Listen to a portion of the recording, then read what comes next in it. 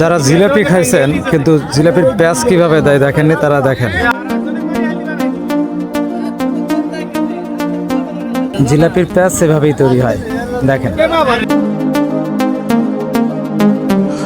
তবে গরম গরম গুড়ের জিলাপি এটা কিন্তু খুবই টেস্টি এবং এটা স্বাস্থ্যের জন্য খুবই ভালো। সুযোগ পেলে গরম জিলাপি খেয়ে নেবেন। গুড়ের জিলাপি বিশেষ করে, চিনির জিলাপিতে অতটা টেস্ট আসে না। খাঁটি গুড়ের জিলাপি কিন্তু সেই স্বাদ। এইভাবেই জিলাপির প্যাঁচগুলো দেওয়া হয়।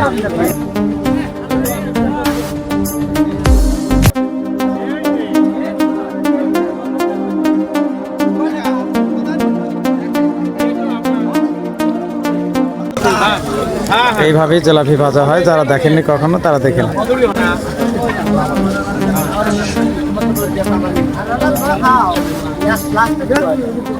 এই জিলাপি যেভাবে রসে দিতে হয়, রসে এইভাবে ভিজানো হয়, দেখতে পাচ্ছেন। ভাজা জিলাপি কড়াই থেকে গরম গরম এই যে গুড়ের রসের ভেতরে, শিরার ভেতরে ডুবানো হচ্ছে। এরপর এইভাবে এই যে প্লেটে তুলে তারপরে বিক্রি করা হবে।